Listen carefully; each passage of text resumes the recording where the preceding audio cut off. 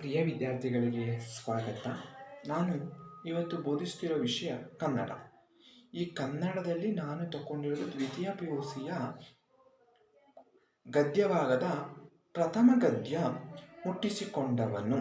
ಅದನ್ನು ನಾನು ಬೋಧಿಸ್ತಾ ಇದ್ದೀನಿ. ನಾವು ಲೇಖಕರ ಪರಿಚಯವನ್ನು ನೋಡೋಣ. ಪಿ ಲಂಕೇಶ್ 1935ರಿಂದ 2000 ನವ್ಯ ಸಾಹಿತ್ಯದ ಪ್ರಮುಖ ಲೇಖಕರೊಬ್ಬರಾದ ಪಿ ಲಂಕೇಶ್ ಕನ್ನಡ ಕಥಾ ಸಾಹಿತ್ಯಕ್ಕೆ ಹೊಸ ಆಯಾಮ ನೀಡಿದವರು. ಹುಟ್ಟೂರು ಶಿವಮೊಗ್ಗ ಸಮೀಪದ ಕೊನಗವಳ್ಳಿ ಗ್ರಾಮ.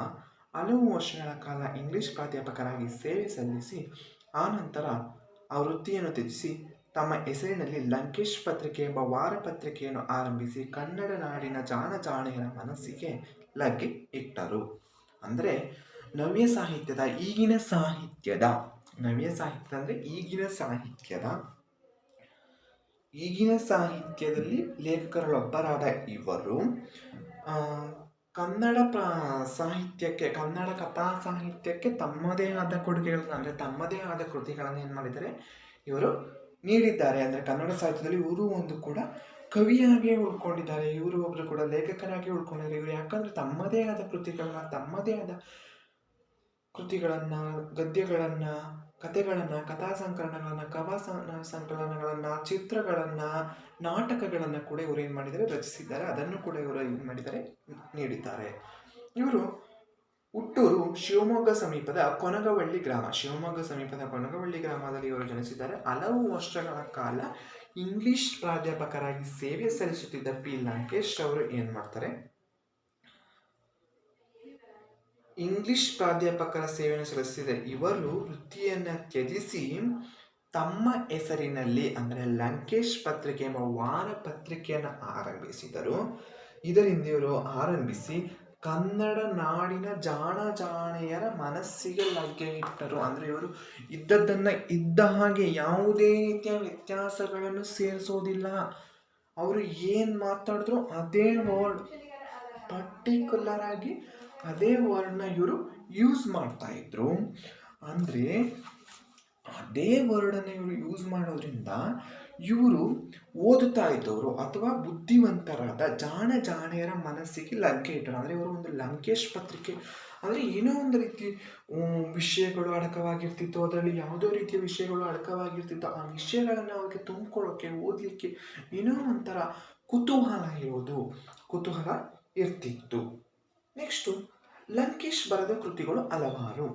ಕೆರೆಯ ನೀರನ್ನು ಕೆರೆಗೆ ಚೆಲ್ಲಿ, ನಾನಲ್ಲ, ಉಮಾಪತಿಯ ಸ್ಕಾಲರ್ಶಿಪ್ ಯಾತ್ರೆ, ಕಲ್ಲು ಕರಗುವ ಸಮಯ ಮತ್ತು ಇತರ ಕಥೆಗಳ ಉಲ್ಲಂಘನೆ, ಮಂಜು ಕವಿದ ಸಂಜೆ ಮೊದಲಾದ ಕಥಾ ಸಂಕಲನಗಳನ್ನು, ಬಿರುಕು, ಮುಸ್ಸಂಜೆಯ ಕಥಾಪ್ರಸಂಗ, ಅಕ್ಕ ಮೊದಲಾದ ಕಾದಂಬರಿಗಳನ್ನು, ತಲೆಮಾರು, ಬಿಚ್ಚು ಮೊದಲಾದ ಕವನ ಸಂಕಲನಗಳನ್ನು ಪ್ರಕಟಿಸಿದ್ದಾರೆ.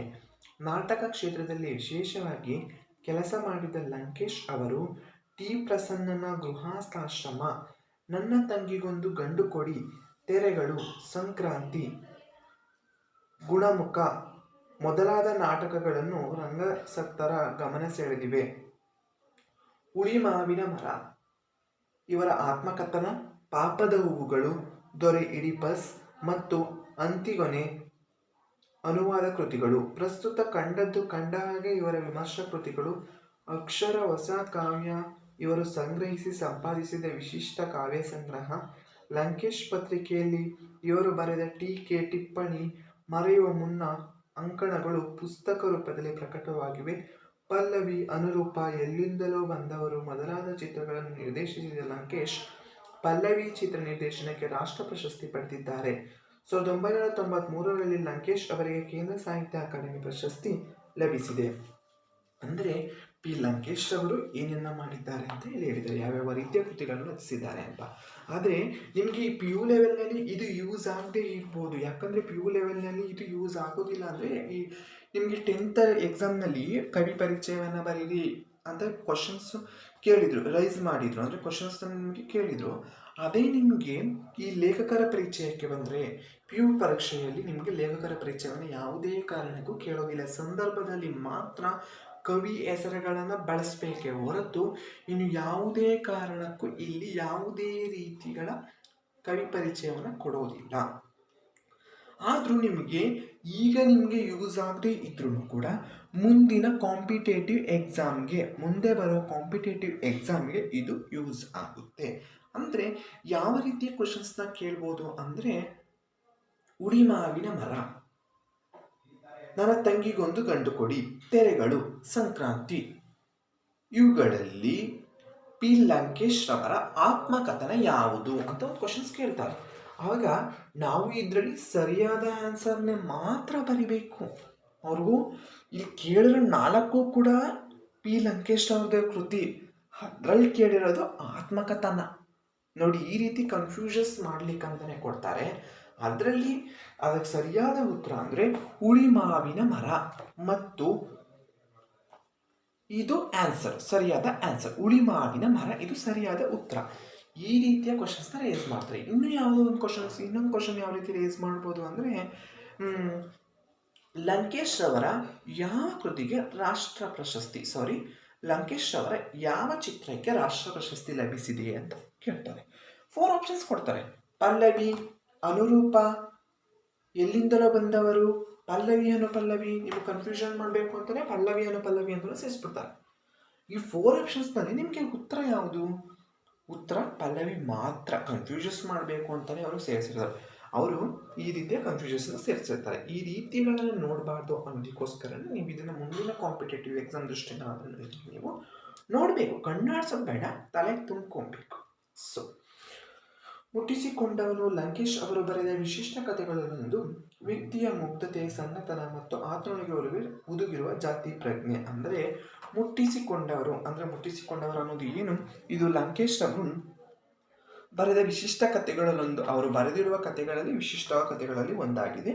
ವ್ಯಕ್ತಿಯ ಮುಗ್ಧತೆ, ಅವನ ಮುಗ್ಧತೆಗಳು, ಸಣ್ಣತನ ಮತ್ತು ಆತನೊಳಗೆ ಹುದುಗಿರುವ ಜಾತಿ ಪ್ರಜ್ಞೆ ಆಗಲೂ ಇದೆ, ಈಗಲೂ ಕೂಡ ಇದೆ. ಇವು ಉಂಟು ಮಾಡುವ ನೋವು, ತಳಮಳ, ಸಮಸ್ಯೆಗಳನ್ನು ತಣ್ಣನೆಯ ಶೈಲಿಯಲ್ಲಿ ಈ ಕತೆ ನಿರೂಪಿಸುತ್ತದೆ. ವ್ಯಕ್ತಿಯ ಜಾತಿ ಪ್ರಜ್ಞೆ ಹುಟ್ಟು ಹಾಕುವ ಸಮಸ್ಯೆ ಮತ್ತು ಈ ಅವಮಾನಗಳನ್ನು ಮಾನವೀಯ ನೆಲೆಯಲ್ಲಿ ಎದುರಿಸುವ ವೈದ್ಯನ ಪ್ರಾಮಾಣಿಕತೆ, ಈ ಎರಡರ ವೈರುಧ್ಯದಲ್ಲಿಯೇ ಕಥೆಯ ತೀವ್ರತೆ ಇದೆ.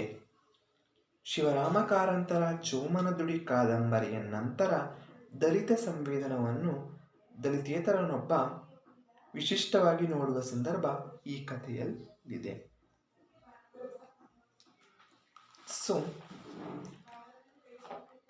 ಏನಿಲ್ಲ, ಇದು ಈ ಕತೆ ಯಾವ ರೀತಿ ಇದೆ ಅನ್ನೋದು ತಿಳಿಸ್ತಾನೆ. ಅಂದರೆ ಈ ಮುಟ್ಟಿಸಿಕೊಂಡವನು ಎಂಬ ಕತೆ ಯಾವುದನ್ನ ತಿಳಿಸ್ತಾ ಇದೆ ಅಂದರೆ, ಈ ಜಾತಿ ಪ್ರಜ್ಞತೆ. ಮುಟ್ಟಿಸಿಕೊಂಡವನು ಅದೇ ಹೇಳ್ಬಿಡ್ತಾ ಇದೆ, ನನ್ನನ್ನು ಮುಟ್ಟಿಸಿಕೊಂಡು ಬಿಟ್ಟ. ತಿಳ್ಕೊಳ್ಳಿ, ನನ್ನನ್ನು ಅವನು ಮುಟ್ಟಿಸಿಕೊಂಡು ಬಿಟ್ಟ. ಏನಾಗೋಯ್ತು? ಒಬ್ಬ ವ್ಯಕ್ತಿ ಒಂದು ವ್ಯಕ್ತಿಯನ್ನು ಮುಟ್ಟಿಸಿಕೊಂಡಿರೋದ್ರಿಂದ ಯಾವ ರೀತಿಯ ಸಮಸ್ಯೆಗಳು ಈ ಜಾತಿ ಪ್ರಜ್ಞೆಯಿಂದ, ಈ ಜಾತಿ ವ್ಯವಸ್ಥೆಯಿಂದ ಯಾವ ರೀತಿಯ ಸಮಸ್ಯೆಗಳನ್ನು ಆತ ಎದುರಿಸ್ತಾನೆ ಅನ್ನೋದನ್ನ ನಾವಿಲ್ಲಿ ನೋಡಬಹುದಾಗಿದೆ. ಈಗ ನೋಡೋಣ. ಗದ್ಯ ಭಾಗ 1, ಮುಟ್ಟಿಸಿಕೊಂಡವನು, ಪಿ ಲಂಕೇಶ್. ಬಸವಣ್ಣ. ಜಾತಿ ಪದ್ಧತಿ ಶತಮಾನಗಳ ಕಾಲದಿಂದಲೂ ಬೆಳೆದು ಬಂದಿರುವ ಕ್ರೂರ ಪದ್ಧತಿ. ಜಾತಿಯ ಹಿನ್ನೆಲೆಯಲ್ಲಿ ವ್ಯಕ್ತಿಗಳನ್ನು ನೋಡುವ ಮೌಢ್ಯ, ಆ ನೆಲೆಯಲ್ಲಿ ನಡೆದ ಶೋಷಣೆ ಇನ್ನೂ ಹೋಗಿಲ್ಲ. ಶಿಕ್ಷಣ, ನಗರೀಕರಣ, ವಿಜ್ಞಾನದ ಬೆಳವಣಿಗೆಗಳಿಂದಲೂ ನಮ್ಮ ದೇಶ ಜಾತಿ ಪದ್ಧತಿಯಿಂದ ಮುಕ್ತವಾಗದಿರುವುದು ನಮ್ಮ ದುರಂತ. ವ್ಯಕ್ತಿಯ ನಡುವಿನ ತಾರತಮ್ಯ ಭಾವವಳಿದು ಮಾನವೀಯವಾಗಿ ನೋಡುವ ಗುಣ ಬೆಳೆಯಬೇಕಾಗಿದೆ ಮತ್ತು ಶರಣರ ಸಂತರ ಸಮಾನತೆಯ ಆಶಯ ಸಾಕಾರಗೊಳ್ಳಬೇಕಾಗಿದೆ. ಬದಲಾವಣೆಗಾಗಿ ಹಂಬಲಿಸುತ್ತಿರುವ ಸಮಾಜಕ್ಕೆ ಬಿಡುಗಡೆಯ ದಾರಿಯನ್ನು ತೋರಿಸುವ ದಿಕ್ಕಿನಲ್ಲಿ ಈ ಕತೆ ಮುಖ್ಯ ಹೆಜ್ಜೆ. ಅಂದರೆ ಜಾತಿ ಪದ್ಧತಿ ಈಗ ಶತಮಾನಗಳ ಕಾಲದಿಂದಲೂ ಕೂಡ ಬಂದಿದೆ. ಈ ರೀತಿಯ ಜಾತಿ ಪದ್ಧತಿಗಳು ಕೂಡ ಯಾವುದೇ ರೀತಿಯ ಸೈನ್ಸ್ ಅಂದರೆ ವಿಜ್ಞಾನ ಎಷ್ಟೇ ಇಂಪ್ರೂವ್ಮೆಂಟ್ ಆಗಲಿ, ಎಷ್ಟೇ ನಗರೀಕರಣಗಳಾಗಲಿ, ಎಷ್ಟೇ ಕೈಗಾರೀಕರಣಗಳಾಗಲಿ, ಆದರೂ ಕೂಡ ಈ ಜಾತಿ ವ್ಯವಸ್ಥೆ ಅನ್ನೋದು ಈ ರೀತಿಯೇ ಇದೆ, ಇನ್ನೂ ಕೂಡ ಕಡಿಮೆ ಆಗಲಿಲ್ಲ. ಇದು ನಮ್ಮ ದುರಂತ, ಅಂದರೆ ಈ ಭಾರತೀಯರ ದುರಂತ ಅಂತ ಹೇಳ್ಬೋದು. ಅದಕ್ಕೋಸ್ಕರನೇ ಈ ಜಾತಿ ವ್ಯವಸ್ಥೆಯನ್ನು ಕಡಿಮೆ ಮಾಡಲಿಕ್ಕೆ ಸರ್ಕಾರಗಳು ಕೂಡ ಹಲವಾರು ಇದನ್ನ ಮಾಡ್ತಾ ಇದ್ರು ಕೂಡ ಯಾವುದೇ ಕಾರಣಕ್ಕೂ ಈ ಜಾತಿ ವ್ಯವಸ್ಥೆ ಅನ್ನೋದು ಕೂಡ ಕಡಿಮೆ ಆಗ್ತಾ ಇಲ್ಲ. ಇದು ಕೂಡ ಏನಾಗಿದೆ, ಸಾಧು ಸಂತರು ಕವಿ ಪುಂಗರುಗಳ ಕೂಡ ಇದು ಆಶಯವನ್ನು ಪಡೆದರೆ ಈ ಜಾತಿ ವ್ಯವಸ್ಥೆ ಹೋಗ್ಬೇಕು ಅನ್ನೋದು ಕವಿ ಪುಂಗರುಗಳು ಕೂಡ ಆಶಯ ಪಡೆದರೆ, ಆದರೆ ಹೋಗ್ತಾ ಇಲ್ಲ. ನೆಕ್ಸ್ಟು ಲಂಕೇಶರು ನಿಜವಾದ ಅರ್ಥದಲ್ಲಿ ವಿಸ್ಮಯದ ಸೃಷ್ಟಿಕರ್ತ. ಪೀಡನೆ, ಹಿಂಸೆಗಳನ್ನು ನಿಕಾಶವಾಗಿ ಹಾಗೂ ತಂತ್ರವಿಧಾನವಾಗಿ ಬಳಸಿ ವ್ಯಕ್ತಿಯ ಗೋಸಂಬೇತನವನ್ನು ಅಥವಾ ಪ್ರಜ್ಞಾಸ್ತರದಲ್ಲಿ ಆ ವ್ಯಕ್ತಿಯು ಗುರುತಿಸಿಕೊಂಡಿರಲಾರದ ಅನುಭವದ ಬಿರುಕನ್ನು, ಅಲ್ಪತೆಯನ್ನು ಒಂದೊಂದೇ ಪದರದಲ್ಲಿ ಬಿಚ್ಚುತ್ತಾ ಒಳಗಿನ ಸತ್ಯವನ್ನು ಅದರ ನಗ್ನತೆಯಲ್ಲಿ ತೋರಿಸಿಬಿಡುವ ಶಕ್ತಿ ಅವರದು. ವರ್ತಮಾನದ ಘಟನೆ ಮತ್ತು ವ್ಯಕ್ತಿ ಮುಖಾಮುಖಿಯಾಗುವಲ್ಲಿ ನಿಜ ತೆರೆದುಕೊಳ್ಳುವುದೆಂಬ ತಿಳುವಳಿಕೆ ಈ ಕಥೆಯ ಹಿಂದಿದೆ. ಅಂದರೆ ಯಾವುದೇ ಒಂದು ವ್ಯಕ್ತಿಯನ್ನು ಇವರು ವಿಸ್ಮಯದ ಸೃಷ್ಟಿಕರ್ತ. ವಿಸ್ಮಯ ಅಂದರೆ ಏನು, ಯಾವುದೋ ಒಂದು ರೀತಿಯ ಕಣ್ಣಿಗೆ ಕಾಣೋದನ್ನ ನಂಬಿಕೆ, ಕಣ್ಣಲ್ಲಿ ನೋಡಿದ್ರೆ ಏನೋ ಒಂಥರ ರೋಮಾಂಚಕಗೊಳ್ಳೋದು, ಆ ರೀತಿಯ ವಿಸ್ಮಯದ ಸೃಷ್ಟಿಕರ್ತ ಅನ್ಸ್ಕೊಂಡಿರೋ ಪಿ ಲಂಕೇಶ್ ಅವರು ಈ ಜಾತಿ ಪೀಡನೆ ಹಿಂಸೆಗಳನ್ನು ಏನು ಮಾಡಿದ್ರು, ಇವರು ನಿಕಾಶವಾಗಿ ಹಾಗೂ ತಂತ್ರವಿಧಾನವಾಗಿ ಬಳಸಿ, ಅಂದರೆ ಅದನ್ನು ಏನು ಮಾಡಿದ್ರು, ನಿಷ್ಕೃಷ್ಯವಾಗಿ ವಿರೋಧ ಮಾಡಿದವರು ಇವರು. ಆ ರೀತಿ ವಿರೋಧವನ್ನು ಮಾಡಿ ಅವನ ಕೆಟ್ಟತನ ಅಥವಾ ಗೋಸಂಬೆತನವನ್ನು ಅಥವಾ ಪ್ರಜ್ಞಾಸ್ತರದಲ್ಲಿ ಆ ವ್ಯಕ್ತಿಯು ಗುರುತಿಸಿಕೊಂಡಿರಲಾರದ ಅನುಭವದ ಬಿರುಕನ್ನು, ಅಲ್ಪತೆಯನ್ನು ಒಂದೊಂದೇ ಪದರದಲ್ಲಿ, ಅಂದರೆ ಒಂದೊಂದೇ ಎಳೆಯಲ್ಲಿ, ಒಂದೊಂದೇ ಪದರದಲ್ಲಿ ಅವನ ಒಳಗಿರುವ ಯಾವ ರೀತಿಯ ಕೆಟ್ಟ ಗುಣಗಳು ಅಥವಾ ಅವನ ಗೋಸಂಬೆತನವನ್ನು ಒಂದೊಂದೇ ಪದರದಲ್ಲಿ ಇವರು ಏನು ಮಾಡ್ತಾರೆ, ಬಿಚ್ಚುತ್ತಾ ಬರ್ತಿದ್ರು. ಅಂದರೆ ಅವರನ್ನು ಬಿಚ್ಚುತ್ತಾ ಬರ್ತಿದ್ರು. ಅಂದರೆ ಒಳಗಿನ ಸತ್ಯ ಬಿಚ್ಚುತ್ತಾ ಇದ್ರು ಅನ್ನೋಕ್ಕಿಂತ ಇವರು ಮನಸ್ಸಿನ ಒಳಗಿನ ಸತ್ಯವನ್ನು ಏನು ಮಾಡಿಬಿಡ್ತಾರೆ, ತಿಳ್ಕೊಂಡ್ಬಿಡ್ತಿದ್ರು. ಈ ರೀತಿಯಿಂದ ಏನು ಮಾಡ್ತಿದ್ರು, ಮನಸ್ಸಿನ ಒಳಗಿನ ಸತ್ಯವನ್ನು ತಿಳ್ಕೊಂಡ್ಬಿಡ್ತಿದ್ರು. ಈಗ ಪಾಠಕ್ಕೆ ಹೋಗೋಣ. ಬಸಲಿಂಗನಿಗೆ ಅದು ಪುರುಸೊತ್ತಿಲ್ಲದ ಕಾಲ. ಸೊ ನೀವು ಇಲ್ಲಿ ಮೊದಲನೆಯಾಗಿ ಗಮನಿಸಬೇಕಾಗಿರೋ ವಿಷಯ, ಈ ಪಾಠಗಳಲ್ಲಿ ಮೊದಲು ಕನ್ಫ್ಯೂಷನ್ಸ್ ಬರೋದು ಒಂದೇ. ಇದು ಫಸ್ಟ್ ಚಾಪ್ಟರ್, ಇದು ಫಸ್ಟ್ ಗದ್ಯವೇ ಇದಾಗಿರೋದ್ರಿಂದ ನಿಮಗೆ ಕನ್ಫ್ಯೂಷನ್ಸ್ ಬಹಳ ಕಡಿಮೆ. ಯಾಕೆ ಅಂದರೆ ಇದು ಫಸ್ಟ್ ಅಲ್ವಾ, ಇಸ್ ಪಾಪ್ಯುಲರ್ ಆಗೇ ಇರ್ತೀರ, ನೀವು ತುಂಬ ಪರ್ಫೆಕ್ಟಾಗಿರ್ತೀರ. ಆದರೆ ಏನಾಗುತ್ತೆ, ಮುಂದೆ ನಿಮಗೆ ವಾಲ್ಪರೈ ಅಭಿವೃದ್ಧಿ ದುರಂತ, ಅದರಲ್ಲಿ ಸುಮಾರು ಕ್ಯಾರೆಕ್ಟರ್ ಬರ್ತಾರೆ. ಇನ್ನು ನೆಕ್ಸ್ಟು ಆಯ್ಕೆ ಇದೆ ನಿಮ್ಮ ಕೈಯಲ್ಲಿ, ಅದರಲ್ಲೂ ಕೂಡ ಸುಮಾರು ಕ್ಯಾರೆಕ್ಟರ್ಗಳು ಬರ್ತಾರೆ. ನೆಕ್ಸ್ಟು ಕನ್ನಡದ ಕಟ್ಟುವ ಕೆಲಸ, ಅದರಲ್ಲೂ ಕೂಡ ಸುಮಾರು, ದಣಿಗಳ ಬೆಳ್ಳಿ ಲೋಟ, ಬದುಕನ್ನು ಪ್ರೀತಿಸಿದ ಸಂತ, ಈ ರೀತಿಯ ಪಾಠಗಳು ಬರ್ತಾ ಬರ್ತಾ ಹೋಗುವಾಗೆ ಏನಾಗುತ್ತೆ ಅಂದರೆ, ಇಲ್ಲಿರೋ ಬಸಲಿಂಗ ಹೋಗಿ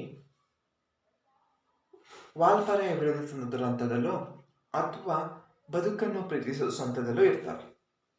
ಅಂದರೆ ಏನಾಗಿರ್ತಾರೆ ಅಂದರೆ ಏನೂ ಇಲ್ಲ, ಕ್ವಶನ್ ಆನ್ಸರು ಅಥವಾ ಪದ್ಯಗಳನ್ನು ಬರೆಯುವಾಗ ಏನು ಮಾಡಿಬಿಡ್ತೀವಿ, ಗೊತ್ತಿರುತ್ತೆ, ಪಾಠದ ಹೆಸರು ಕರೆಕ್ಟಾಗಿ ಬರೆದಿರ್ತೀವಿ. ಈ ಮಾತನ್ನು ಈಗ ಯಾವುದೋ ಒಂದು ಕ್ವಶನ್ಸ್ನ ಕೇಳಿದ್ರೆ, ನೀವು ಅದಕ್ಕೆ ಬದುಕನ ಪ್ರೀತಿಸಿದ ಸಂತದಲ್ಲಿ ಯಾವುದೋ ಒಂದು ಕ್ವಶನ್ಸ್ನ ಕೇಳಿದ್ರೆ, ಈ ಮೇಲಿನ ಮಾತನ್ನು ಬಸಲಿಂಗನು ಹೇಳಿದ್ದಾನೆ ಅಂತ ಬರೀತೀವಿ.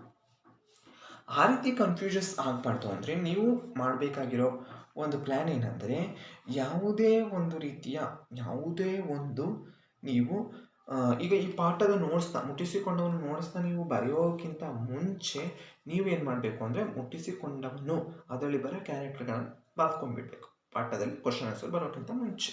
ಅಂದರೆ ಈಗ ನಾನು ಬರೀತಾ ಇದ್ದೀನಿ ನೋಡಿ, ಫಸ್ಟ್ ಬರೋದು ಬಸಲಿಂಗ. ನೋಡಿ, ಬಸಲಿಂಗ ಅನ್ನೋರು ಬರ್ತಾರೆ.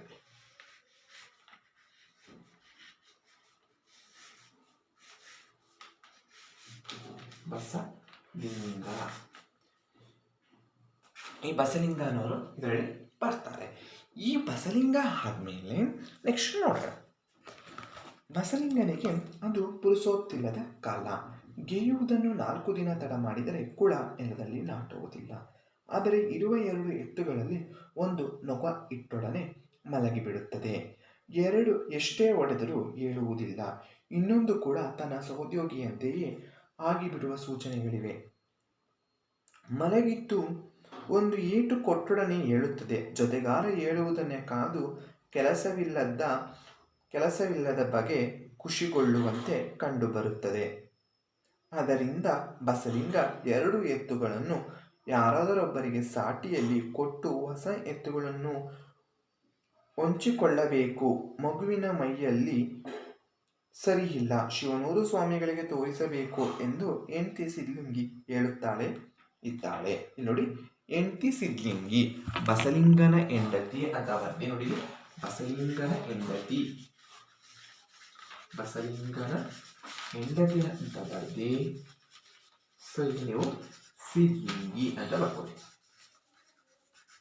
ಸಿದ್ಲಿಂಗಿ ಅಂತ ಬರ್ಕೊಳ್ಳಿ. ಓಕೆ, ಬಸಲಿಂಗನ ಹೆಂಡತಿ ಅಂತ ಬರ್ದಿ ಸಿದ್ಲಿಂಗಿ ಅಂತ ಬರ್ಕೊಳ್ಳಿ. ಸಿದ್ಲಿಂಗಿ ಹೇಳುತ್ತಲೇ ಇದ್ದಳು. ಮಗುವಿನ ಕೆಮ್ಮು ಹೋಗುತ್ತಲೇ ಇಲ್ಲ. ಈ ನಡುವೆ ಬಸಲಿಂಗನಿಗೆ ಇನ್ನೊಂದು ತೊಂದರೆ ಕಾಣಿಸಿಕೊಂಡಿತ್ತು. ಈ ತೊಂದರೆ ತನ್ನನ್ನು ಇಷ್ಟೊಂದು ಘಾಸಿಗೊಳಿಸಿದೆಂದು ಬಸಲಿಂಗ ಊಹಿಸಿರಲಿಲ್ಲ. ತನ್ನ ಮಲಗುವ ಎತ್ತುಗಳನ್ನು ಸಾಟಿ ಮಾಡಲು ಹೇಳಬೇಕಾದ ಸುಳ್ಳು ಅವನ ತಲೆ ತಿನ್ನತೊಡಗಿತ್ತು. ಸುಳ್ಳು ಹೇಳಲು ಬೇಕಾದ ಚಾಟಿ ಮಾತುಗಾರಿಕೆ ಅವನಲ್ಲಿರಲಿಲ್ಲ. ಎತ್ತುಗಳ ಬಗ್ಗೆ ಹೇಳಲು ಒಳ್ಳೆಯದನ್ನು ಲೆಕ್ಕ ಹಾಕಿದಂತೆಲ್ಲ ತಲೆ ಬಿಸಿಯಾಗುತ್ತಿತ್ತು. ಅದೇನೇ ಆದರೂ ಈ ಸಮಯದಲ್ಲಿ ಬಸಲಿಂಗನ ಎಡಗಣ್ಣಲ್ಲಿ ಕಾಣಿಸಿಕೊಂಡ ನೋವು ಹೆಚ್ಚಾಗುತ್ತಲೇ ಹೋಯಿತು. ಅಂದರೆ ಏನಿಲ್ಲ, ಬಸಲಿಂಗನಿಗೆ ಅದು ಪುರುಸೋತ್ತಿಲ್ಲದ ಕಾಲ. ಯಾಕೆ ಅದು ಬಸಲಿಂಗನಿಗೆ ಪುರುಸೋತ್ತಿಲ್ಲದ ಕಾಲ ಅಂದರೆ, ಗೆಯುವುದನ್ನು 4 ದಿನ ತಡ ಮಾಡಿದರೆ ಕುಳ ನೆಲದಲ್ಲಿ ನಾಟುವುದಿಲ್ಲ.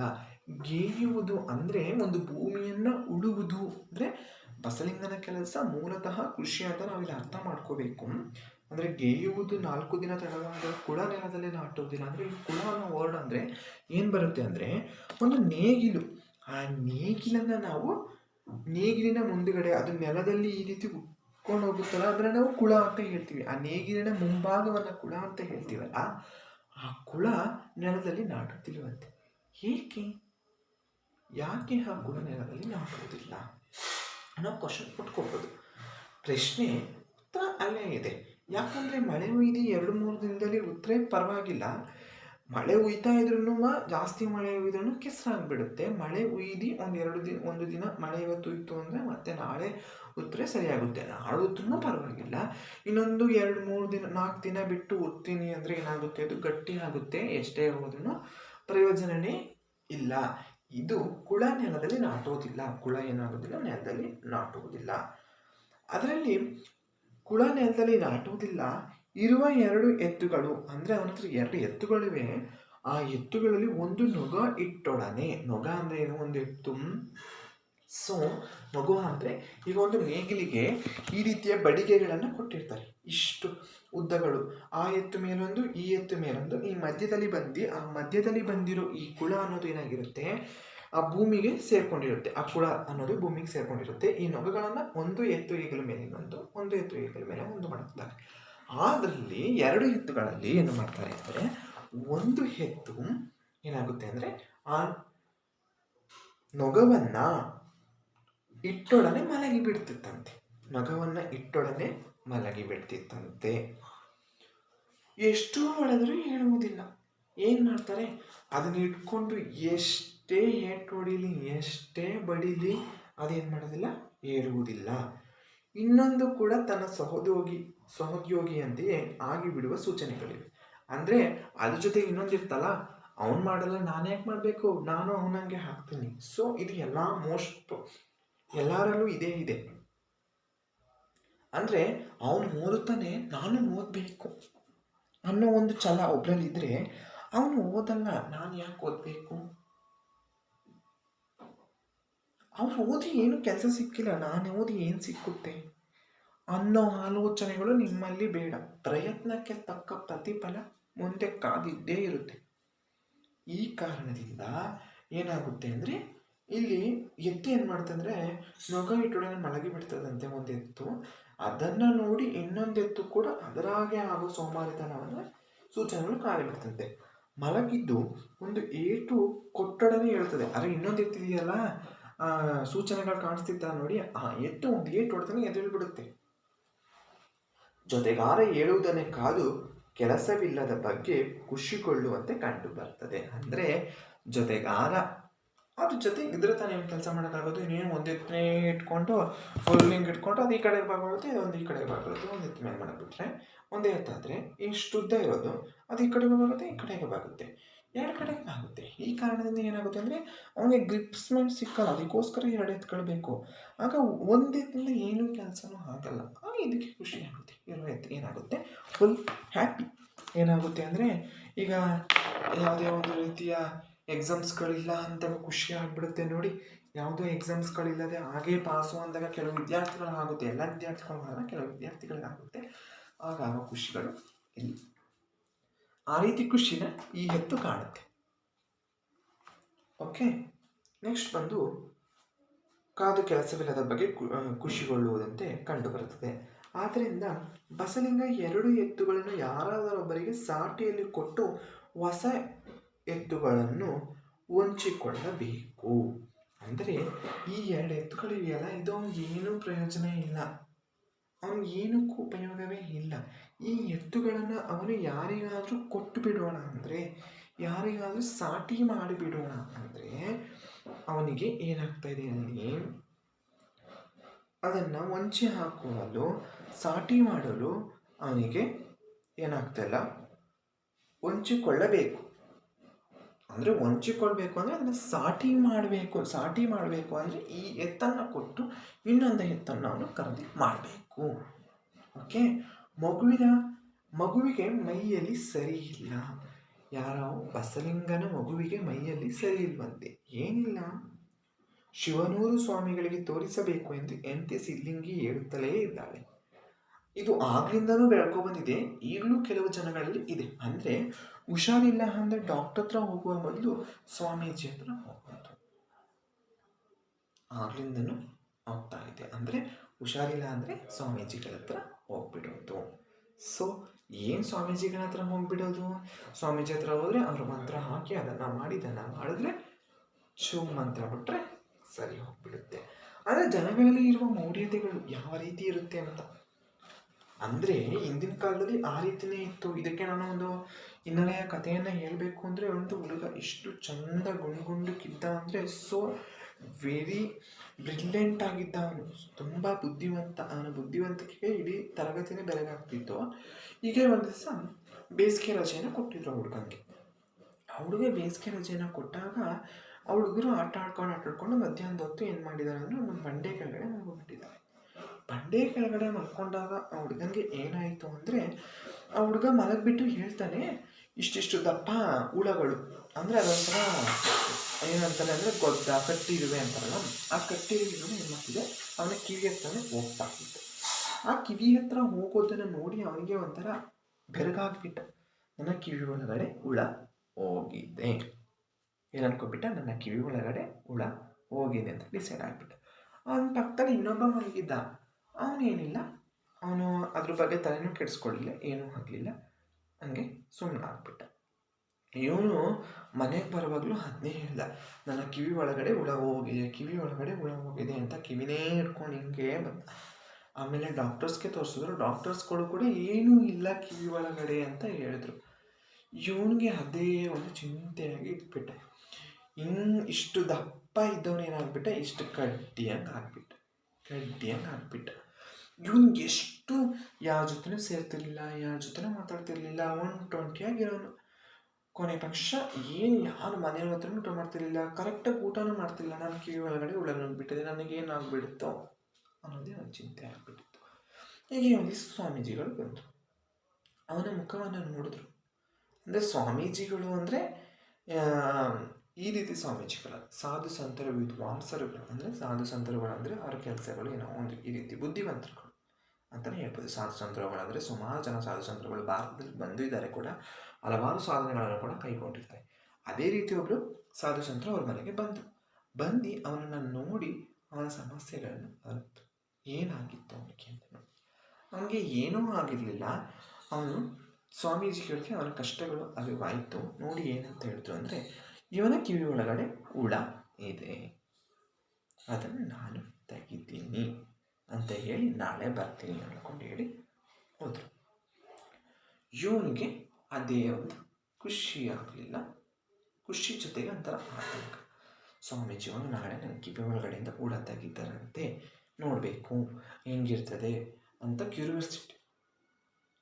ಆಮೇಲೆ ಸ್ವಾಮೀಜಿಗಳು ಹೋದ್ರು. ಮತ್ತೆ ವಾಪಸ್ ಬರುವಾಗ ಏನಾಯಿತು ಅಂದರೆ, ಒಂದು ಬಂಡೆಕಲ್ಲ ಹತ್ರ ಹೋಗಿ ಅದೇ ಹೇಳಿದ್ನಲ್ಲ ಕಟ್ಟಿರುವೆ ಅಥವಾ ಏನಂತಾರೆ ಗೊದ್ದ ಅನ್ನೋದನ್ನು ಅವ್ರು ಏನು ಮಾಡಿದ್ರು, ಒಂದು ಬಾಕ್ಸ್ನಲ್ಲಿ ತುಂಬಿಸ್ಕೊಂಡ್ರು.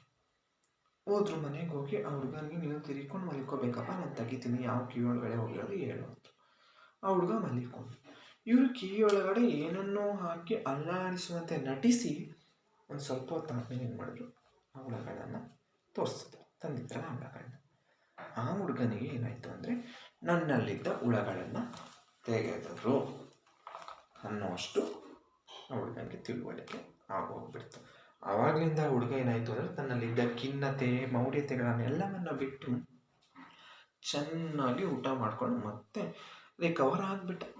ಅದೇ ರೀತಿ ಏನಾಯಿತು ಅಂದರೆ, ಇಲ್ಲಿ ಸಿದ್ಲಿಂಗಿಗೂ ಅದೇ ರೀತಿ ಮೌಢ್ಯತೆ ಇದೆ. ಅಂದರೆ ಅವಳ ಮಗು ಹುಷಾರಿಲ್ಲ ಅಂದರೆ, ಕೆಮ್ಮು ಹುಷಾರಾಗ್ತಾರೆ ಅಂದರೆ ಅವನಿಗೆ ಸ್ವಾಮಿ ಅಂತಲೇ ತೋರಿಸ್ಬೇಕಾದ್ರೆ, ಸ್ವಾಮಿ ತೋರಿಸ್ತಾರೆ ಸರಿ ಅಂದರೆ ಆಗಲಿಂದ ನಡೆದು ಬಂದಿರೋದು. ಅದನ್ನೇ ಲೇಖಕರು ಇಲ್ಲಿ ಇದ್ದದ್ದನ್ನೇ ಏನು ಮಾಡ್ತಾ ಇದ್ದಾರೆ, ಇದ್ದ ಹಾಗೆ ಕೂಡ ಹೇಳ್ತಾ ಇದ್ದಾರೆ. ಅಂದರೆ ಸ್ವಾಮೀಜಿಗಳಿಗೆ ತೋರಿಸಬೇಕು ಅಂತ ಹೇಳ್ತಿದ್ದಾರೆ. ಇದರ ಜೊತೆಗೆ ಕೆಮ್ಮು ಬೇರೆ ಹೋಗ್ತಾ ಇಲ್ಲ, ಸ್ವಾಮೀಜಿಗೆ ತೋರಿಸ್ಬೇಕು ಅಂತ ಹೇಳಿದಾಳೆ. ಇದರ ಜೊತೆಗೆ ಬಸಲಿಂಗನಿಗೆ ಇನ್ನೊಂದು ತೊಂದರೆ ಕಾಣಿಸ್ಕೊಂಡ್ಬಿಡ್ತು. ಏನು ತೊಂದರೆ ಕಾಣಿಸ್ಕೊಂಡಿತ್ತು? ಈ ತೊಂದರೆ ತನ್ನನ್ನು ಇಷ್ಟೊಂದು ನಾಸಿಗೊಳಿಸಿ ತಿಂದರೆ ಬಸಲಿಂಗ ಊಹಿಸಿರಲಿಲ್ಲ. ಎಷ್ಟು ಹಾನಿ ಅಥವಾ ಎಷ್ಟು ಘಾಸಿಗೊಳಿಸಿದ್ರೆ ಬಸಲಿಂಗ ಊಹಿಸಿರಲಿಲ್ಲ. ತನ್ನ ಮಲಗುವ ಎತ್ತುಗಳನ್ನು ಸಾಟಿ ಮಾಡಲು, ಅಂದರೆ ಆ ಎತ್ತುಗಳು ಹೇಳಿದ್ನಲ್ಲ, ಅವನೊಬ್ಬ ಇಟ್ಟೊಡನೆ ಮಲಗಿ ಬಿಡ್ತಿತ್ತು. ಒಂದು ಎತ್ತು ಇನ್ನೊಂದು ಎತ್ತಕ್ಕೆ ಅವನಿಲ್ಲದ್ರೆ ನನ್ನಿಂದ ಏನೂ ಸಾಧ್ಯವಾಗೋದಿಲ್ಲ ಅಂತ ಇದಕ್ಕೊಂದು ಖುಷಿ ಆಗ್ತಿತ್ತು. ಇದನ್ನು ಯಾರಾದರೂ ಮಾರ್ಬಿಡೋಣ ಅನ್ನೋದು ಬೇಕಾಗಿತ್ತು. ಆದರೆ ಇದನ್ನು ಮಾರಲಿಕ್ಕೆ ಬೇಕಾದ ಮಾತುಗಾರಿಕೆ, ಛಾತಿ, ಮಾತುಗಾರಿಕೆ, ಬುದ್ಧಿವಂತಿಕೆ ಇವನಲ್ಲಿ ಇರಲಿಲ್ಲ. ಯಾಕಿರಲಿಲ್ಲ? ಆ ಎತ್ತುಗಳನ್ನ ಯಾಕೆ ನೀನು ಮಾಡ್ತಿದ್ದೀಯಾ ಅಂತ ಒಂದು ಕ್ವಶನ್ಸ್ ಕೇಳಿದೆ. ಯಾಕೆ ನೀನು ಮಾಡ್ತಿದ್ದೀಯಾ ಅಂದಾಗ, ಈ ಎತ್ತುಗಳ ಬಗ್ಗೆ ಅವನು ಒಳ್ಳೆ ಒಪಿನಿಯನ್ ಹೇಳಿದ್ರೆ ತಾನೇ ಪರ್ಚೇಸ್ ಮಾಡೋದು, ಅವ್ರು ತಗೊಳ್ಳೋದು, ಖರೀದಿ ಮಾಡೋದು. ಇವಾಗ ನೀವು ಯಾವುದೇ ಒಂದು ಇವಾಗ arts, commerce, science 3 subject languages 3 ವಿಭಾಗಗಳಿವೆ. ಈ 3 ವಿಭಾಗಗಳಲ್ಲೂ ಕೆಲವು ವಿದ್ಯಾರ್ಥಿಗಳು ಸೇರ್ಕೋತಾರೆ. ಇದನ್ನು ಬಿಟ್ಟು ಇದರ ಬಗ್ಗೆ ಒಳ್ಳೆ ಒಪಿನಿಯನ್ ಇರೋದ್ರಿಂದಲೇ ವಿದ್ಯಾರ್ಥಿಗಳು ಸೇರ್ಕೋತಾರೆ.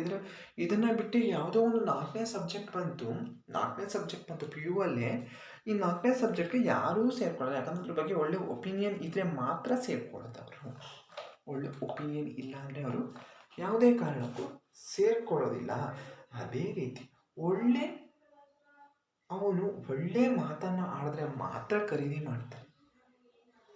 ಯಾವುದೇ ಒಂದು ವಸ್ತುಗಳನ್ನಾದರೂ ಅಷ್ಟೇ, ಯಾವುದೇ ಒಂದು ವಸ್ತುಗಳನ್ನ, ಪ್ರಾಣಿಗಳನ್ನಾದರೂ ಅಷ್ಟೇ, ಅವರು ಒಳ್ಳೆ ಬುದ್ಧಿವಂತಿಕೆ, ಯಾವುದೇ ಒಂದು ದನವನ್ನು ನೀವು ಯಾಕೆ ಮಾಡ್ತಿದ್ದೀರಿ ಅಂದರೆ, ಅವರು ಇದು ಸರಿಯಾಗಿ ಹಾಲು ಕೊಡೋದಿಲ್ಲ, ಕರೆಕ್ಟಾಗಿ ಮನೆಗೆ ಬರೋದಿಲ್ಲ ಅನ್ನೋ ರೀಸನ್ನ ಕೊಟ್ಟರೆ ಏನು ಮಾಡ್ತಾರೆ ಹೇಳಿ, ಅವ್ರು ತಗೊಳ್ಳೋದೇ ಇಲ್ಲ. ಅವ್ರು ತಗೊಳ್ಳೋದೇ ಹಾಲು ಉದ್ದೇಶಕ್ಕೆ, ಇದು ಸರಿಯಾಗಿ ಹಾಲೇ ಕೊಡೋದಿಲ್ಲಂತೆ, ಅದರಲ್ಲಿ ಬೇರೆ ಕರೆಕ್ಟಾಗಿ ಬೇರೆ ಮನೇಲೂ ಬರೋದಿಲ್ಲಂತೆ. ಅದಕ್ಕೆ ಏನು ಮಾಡ್ತಾರೆ ಅಂದರೆ, ಈ ಹಸನ ನಿನ್ನಲ್ಲೇ ಇಟ್ಕೊಳ್ಳಪ್ಪ ಅಂತಾರೆ. ಅದೇ ಅವರು ಮಾರೋರು ಏನಂತಾರೆ, ಇದು ನಮಗೆ ಸಖತ್ ಹಾಲು ಕೊಡುತ್ತೆ, ಆದರೆ ಮನೆಯಲ್ಲಿ ನೋಡ್ಕೊಳ್ಳೋಕ್ಕೆ ಜನಗಳಿಲ್ಲ ಅನ್ನೋ ರೀಸನ್ಸ್ನ ಕೊಟ್ಟು ಅದನ್ನು ವ್ಯಾಪಾರ ಮಾಡಿಬಿಡ್ತಾರೆ. ಅದು ವ್ಯಾಪಾರ ಆದಮೇಲೆ ಅದ್ರ ಬಂಡವಾಳ ಏನು ಅಂತ ಆವಾಗಲೇ ಗೊತ್ತಾಗುತ್ತೆ. ಆದರೆ ಅವ್ರಿಗೆ ಸುಳ್ಳು, ಇವನಿಗೆ ಬಸಲಿಂಗ ಎಷ್ಟು ಮುಗ್ಧ ಅಂದರೆ ಆ ಸುಳ್ಳುಗಳನ್ನು ಹೇಳುವಷ್ಟು ಇವನಿಗೆ ಬುದ್ಧಿವಂತಿಕೆ ಇರಲಿಲ್ಲ. ಅಷ್ಟು ಮೃದು ಸ್ವಭಾವವನ್ನು ಈ ಬಸಲಿಂಗನು ಆಗಿದ್ದನು. ಅಂದರೆ ಅದ್ರ ಬಗ್ಗೆ ಹೇಳಲಿಕ್ಕೆ ಒಳ್ಳೆ ಒಪಿನಿಯನ್ ಇಲ್ಲ. ಇವನು ಒಳ್ಳೆ ಒಪಿನಿಯನ್ ಹೇಳಿ ಮಾಡಲಿಕ್ಕೆ, ಇವನು ಅದರ ಬಗ್ಗೆ ಸುಳ್ಳು ಹೇಳಿ ಮಾಡಲಿಕ್ಕೂ ಕೂಡ ಇವನಲ್ಲಿ ಬುದ್ಧಿವಂತಿಕೆಗಳು ಕೂಡ ಇಲ್ಲ. ನೆಕ್ಸ್ಟು ಅದೇನೇ ಆದರೂ ಈ ಸಮಯದಲ್ಲಿ ಬಸಲಿಂಗನ ಎಡಗಣ್ಣಲ್ಲಿ ಕಾಣಿಸಿಕೊಂಡ ನೋವು ಹೆಚ್ಚಾಗುತ್ತಲೇ ಹೋಯಿತು. ಅಂದರೆ ಬಸಲಿಂಗನಿಗೆ ಎಡಗಣ್ಣಿನಲ್ಲಿ ಏನಾಯಿತು, ನೋವು ಕಾಣಿಸಿಕೊಳ್ತು. ಈ ನೋವು ಏನಾಯ್ತು, ಅದು ಹೆಚ್ಚಾಗ್ತಲೇ ಹೋಯ್ತು, ಹೆಚ್ಚಾಗ್ತಲೇ ಹೋಯ್ತು, ಹೆಚ್ಚಾಗ್ತಲೇ ಹೋಯ್ತು. ಸೊ ಅದೇನಾಯ್ತು ಅಂದರೆ ಯಾವತ್ತು ಇನ್ಕ್ರೀಸ್ ಆಗ್ತಾನೇ ಹೋಗ್ತು, ಡಿಕ್ರೀಸ್ ಯಾವತ್ತೂ ಆಗಲೇ ಇಲ್ಲ, ಹೆಚ್ಚಾಗ್ತಾನೇ ಹೋಗ್ತಿತ್ತು, ಕಡಿಮೆ ಅಂತೂ ಆಗಲೇ ಇಲ್ಲ. ಇವನಿಗೆ ಏನು ಅನ್ಕೊಂಡ ಫಸ್ಟ್ ಅಂತ ನೋಡೋಣ. ಮೊದಲು ಅದು ಕಣ್ಣು ಬೇನೆ ಇರಬಹುದೆಂದು ತಿಳಿದ, ಆದರೆ ಕಣ್ಣು ಕೆಂಪಾಗಲಿಲ್ಲ. ಕಣ್ಣಿನ ಸುತ್ತ ನೋವು ಮಾತ್ರ ಹೆಚ್ಚಾಯಿತು. ಈ ನೋವು ಬಲಗಣ್ಣಿನಲ್ಲಿರಲಿಲ್ಲ, ಎಡಗಣ್ಣು. ನೋವಿನೊಂದಿಗೆ ಸ್ವಲ್ಪ ಮಂದವಾಗುತ್ತಿದ್ದಂತೆ ಅನ್ನಿಸತೊಡಗಿತು. ನೋವಿನೊಂದಿಗೆ ಸ್ವಲ್ಪ ಕಣ್ಣು ಮಂದವಾಗುತ್ತಿದ್ದಂತೆ ಅನ್ನಿಸತೊಡಗಿತು. ಹೆದರಿಕೆ ಶುರುವಾಯಿತು. ನಗರದ ತನ್ನ ಎಂದಿನ ವೈದ್ಯರಿಗೆ ತೋರಿಸಿದ. ಅವರು ನೋವಿನ ವಿವರಗಳನ್ನೆಲ್ಲ ಕೇಳಿ ರೆಪ್ಪೆ ಅಗಲಿಸಿ ನೋಡಿದರು. ಅವರಿಗೆ ಅರ್ಥವಾಗದಿದ್ದರೂ ಬಸಲಿಂಗನಿಗೆ ಧೈರ್ಯ ತುಂಬಲು ಒಳ್ಳೊಳ್ಳೆಯ ಮಾತನಾಡಿದರು. ತಮ್ಮ ವೈದ್ಯಕೀಯ ಪವಾಡಗಳನ್ನು ವಿವರಿಸಿದರು. ಹಚ್ಚಿಕೊಳ್ಳಲು ಒಂದು ಲೇಹ ಕೊಟ್ಟರು. ಸ್ವಲ್ಪ ಸಮಾಧಾನದಿಂದ ಮನೆಗೆ ಬಂದು ಬಸಲಿಂಗನಿಗೆ ಹಲವು ದಿನ ಲೇಹ ಹಚ್ಚಿಕೊಂಡು ವೈದ್ಯರು ಹೇಳಿದಂತೆ ಬಟ್ಟೆಯ ಕಾವು, ಉಪ್ಪಿನ ಕಾವು ಕೊಟ್ಟುಕೊಂಡ. ಆದರೆ ಕಣ್ಣಿನ ನೋವು ಮತ್ತು ಮಂದಸ್ಥಿತಿ ಕಡಿಮೆಯಾಗಲಿಲ್ಲ. ಹಾಗೆಂದು ಹೇಳಿದರೆ ಹೆಂಡತಿ ಸಿದ್ಲಿಂಗಿ ನಂಬಲಿಲ್ಲ. ಅದು ಆತನ ಕಲ್ಪನೆ ಎಂಬಂತೆ ಮಾತನಾಡಿದಳು. ಬಸಲಿಂಗನಿಗೆ ಸಿಟ್ಟು ಬಂತು. ಒಂದು ರೀತಿಯ ಅಸಹಾಯಕತೆ ಶುರುವಾಯಿತು. ನೋವನ್ನು ಸುಮ್ಮನೆ ವಿವರಿಸದೆ ಕೆಲವರಲ್ಲಿ ತನ್ನ ಕಷ್ಟ ತೋಡಿಕೊಂಡ.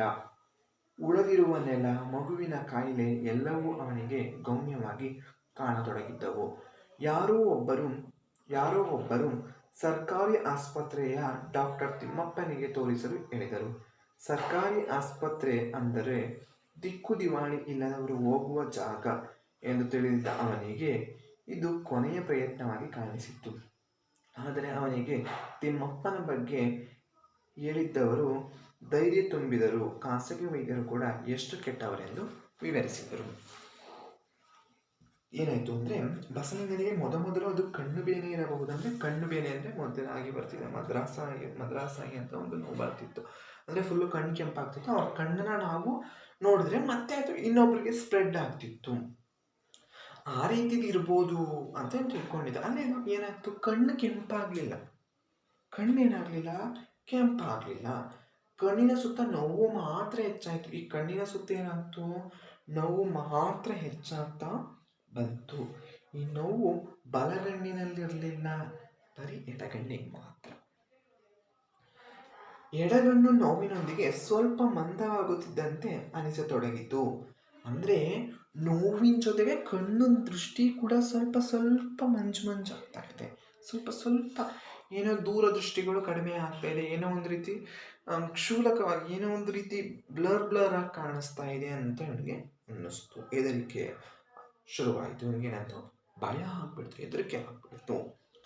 ಇವನೇನು ಮಾಡ್ದ, ನಗರದ ತನ್ನ ಎಂದಿನ ವೈದ್ಯರಿಗೆ ತೋರಿಸಿದ. ಅಂದರೆ ಇವನು ಯಾವುದೇ ಒಂದು ರೀತಿಯ ಕಾಯಿಲೆಗಳು ಬಂದರೂ ನಗರದ ಯಾವುದೋ ಒಂದು ಪರ್ಸ್ನಲ್ ಡಾಕ್ಟರ್ ಅಂತ ಇರ್ತಾರೆ, ಆ ಡಾಕ್ಟ್ರಿಗೆ ಇವನು ತೋರಿಸ್ತಾ. ಅಂದರೆ ತಮ್ಮ ವೈಯಕ್ತಿಕ ಡಾಕ್ಟರ್ಗಳು ಅಥವಾ ಯಾವುದೇ ಒಂದು ರೀತಿಯ ಸಮಸ್ಯೆಗಳು ಬಂದರೂ ಕೂಡ ಅವ್ರ ಹತ್ರ ಹೋಗಿ ತೋರಿಸ್ತಾ ಇರ್ತಾನೆ.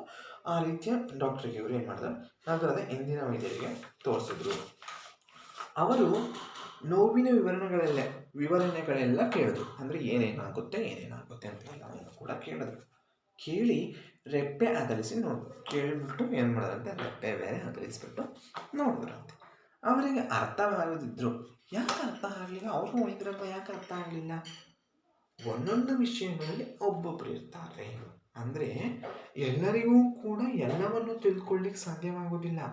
ಈಗ ಐಸ್ ಡಿಪಾರ್ಟ್ಮೆಂಟ್ ಅವರೇ ಬೇರೆ ಇರ್ತಾರೆ, ಓಕೆ.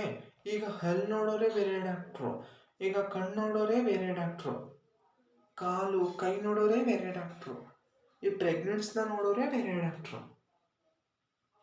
ಈ ರೀತಿಯ ಬೇರೆ ಬೇರೆ ವಿಭಾಗದಲ್ಲಿ ಒಂದೊಂದು ತನಿಖೆಗಳನ್ನು ಏನು ಮಾಡ್ತಿರ್ತಾರೆ ಅಂದರೆ ಅವರು ಅಧ್ಯಯನವನ್ನು ಮಾಡಿರ್ತಾರೆ. ಇವಾಗ ನಾವು ಯಾವುದೋ ಒಂದು ಕೆಲಸದವ್ರನ್ನ ಕರ್ಕೊಬಂದು ಈ ಕೆಲಸ ಮಾಡಿ ಅಂತ ಹೇಳಲಿಕ್ಕಾಗೋದಿಲ್ಲ. ಓಕೆ, ಈಗ ನಾವು ಬ್ಯಾಂಕಲ್ಲಿ ಕೂತ್ಕೊಂಡು ಕೆಲಸ ಮಾಡ್ತಾ ಇರೋರನ್ನ ಅವ್ರನ್ನ ಬಂದು ಟೀಚಿಂಗ್ ಮಾಡಿ ಅಂತ ಹೇಳಿದ್ರೆ ಅವ್ರ ಕೈಲಾಗಲಿಲ್ಲ. ಅದೇ ನಾವಿಲ್ಲಿ ಟೀಚಿಂಗ್ ಮಾಡ್ತಾ ಇರೋರು ಬ್ಯಾಂಕಲ್ಲಿ ಹೋಗಿ ಕೆಲಸ ಮಾಡಿ ಅಂದರೆ ನಮಗೂ ಆಗೋದಿಲ್ಲ. ಅದೇ ರೀತಿ ಇಲ್ಲಿ ಡಾಕ್ಟ್ರಿಗೆ ಏನಾಗಿದೆ, ಅವ್ರ ವಿಭಾಗ ಒಂದು ಯಾವುದೋ ಒಂದು ರೀತಿ ಮಾಮೂಲಿ ಎಲ್ಲ ಡಾಕ್ಟ್ರನ್ನು ಎಲ್ಲ ಹುಷಾರಿಲ್ಲ ಅಂದರೆ ಜ್ವರ, ಶೀತ, ಕೆಮ್ಮು ಈ ರೀತಿಯ ಲಕ್ಷಣಗಳನ್ನು ನೋಡುವವರಾಗಿದ್ದೇನೋ ಅವ್ರಿಗೆ ಕಣ್ಣಿನ ನೋವಿನ ಸಮಸ್ಯೆ ಆಗಲಿಲ್ಲ, ಅರ್ಥ ಆಗಲಿಲ್ಲ. ಏನಕ್ಕೆ ಕಣ್ಣು ನೋವು ಬಂತು ಅನ್ನೋದು ಅರ್ಥವಾಗಲಿಲ್ಲ. ಆದರೂ ಕೂಡ ಏನು ಮಾಡಿದ್ರು, ಅವರು ಧೈರ್ಯ ತುಂಬ ಕಳಿಸಿದ್ರು. ಅಂದರೆ ಧೈರ್ಯ ತುಂಬಿದ್ರು. ಯಾವುದೇ ಪ್ರತಿಯೊಬ್ಬ ಡಾಕ್ಟ್ರು ಕೂಡ ಮಾಡುವ ಕೆಲಸ ಇದೆ, ಏನು ಮಾಡ್ತಾರೆ, ಧೈರ್ಯವನ್ನು ತುಂಬಿ ಅವ್ರಿಗೆ ಧೈರ್ಯವನ್ನು ಹೇಳಿ ಕಳಿಸ್ತಾರೆ. ಏನು ಮಾಡ್ತಾರೆ, ಧೈರ್ಯವನ್ನು ಹೇಳಿ ಏನು ಮಾಡಿದ್ರು, ಕಳಿಸಿದ್ರು. ಧೈರ್ಯವನ್ನು ಹೇಳಿಬಿಟ್ಟು ಅವರಿಗೆ ಕಳಿಸ್ತಾರೆ. ಧೈರ್ಯವನ್ನು ಹೇಳಿ ಕೊಟ್ಟರು, ಮತ್ತೆ ಒಂದು ಲೇಹವನ್ನು ಕೊಟ್ಟರು. ತಮ್ಮ ವೈದ್ಯಕೀಯ ಪವಾಡಗಳನ್ನು ಹೇಳಿದ್ರು. ನಾನು ಆ ರೀತಿ ಮಾಡಿದ್ದೀನಿ, ನಾನು ಆ ರೀತಿ ಕೊಟ್ಟಿದ್ದೀನಿ, ನಾನು ಹಂಗೆ ಮಾಡಿದ್ದೀನಿ ಅಂದರೆ ನಾನು ಕೊಟ್ಟಿದ್ದು ಒಂದೇ ಇಂಜೆಕ್ಷನ್ ಅವ್ನು ಹುಷಾರಾಗ್ಬಿಡ್ತು. ಓಕೆ, ನಾನು ಕೊಟ್ಟಿದ್ದು ಒಂದೇ ಲೇಹ, ಅವ್ನ ಕೈ ನೋವೇ ಕಡಿಮೆ ಆಗೋಗ್ಬಿಡ್ತು. ಈ ರೀತಿಯ ವೈದ್ಯಕೀಯ ಪವಾಡಗಳನ್ನು ಹೇಳಿ ಡಾಕ್ಟ್ರ ಬಗ್ಗೆ ಉತ್ಸಾಹ, ಈ ರೀತಿ ನನಗೂ ಕಡಿಮೆ ಆಗುತ್ತೇನೋ ಅನ್ನೋದನ್ನ ಇವರು ಉಂಟು ಮಾಡಿದ್ರು.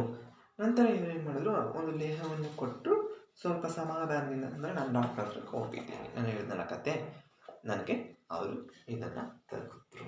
ಏನು ಮಾಡಿದ್ರು, ಹುಳನ ತೆಗೆದ್ರು. ಅಷ್ಟೇ ಬೇಕಾಗಿತ್ತು.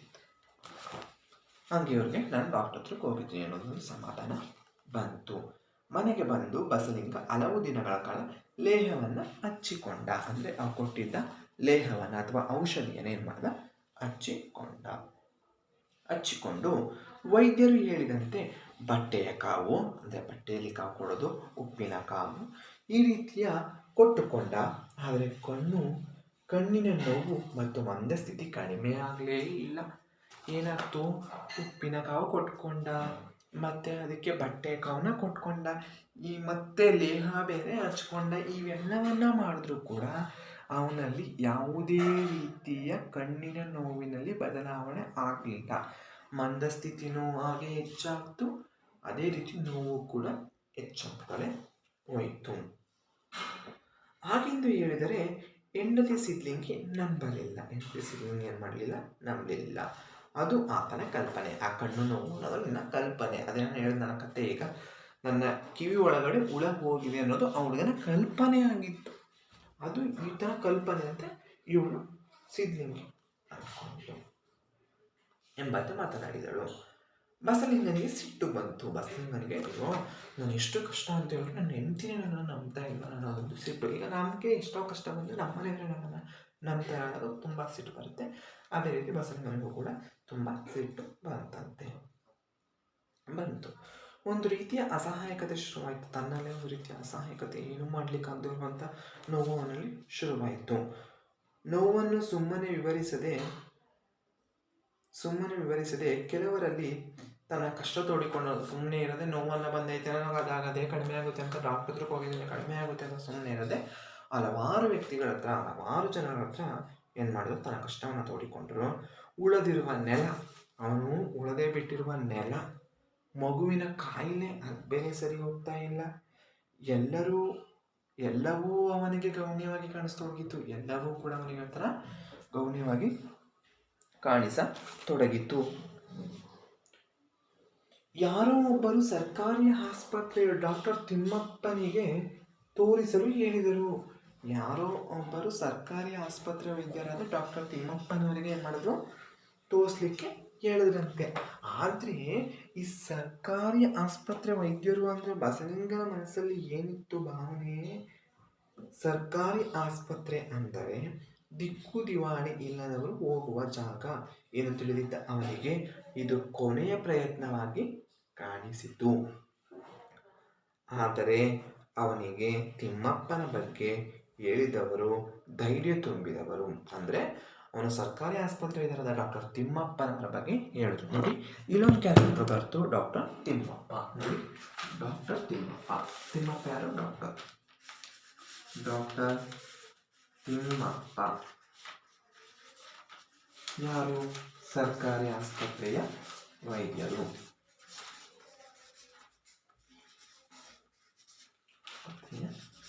ವೈದ್ಯರು ಸರ್ಕಾರಿ ಆಸ್ಪತ್ರೆಯ ವೈದ್ಯರು ಡಾಕ್ಟರ್ ತಿಮ್ಮಪ್ಪ.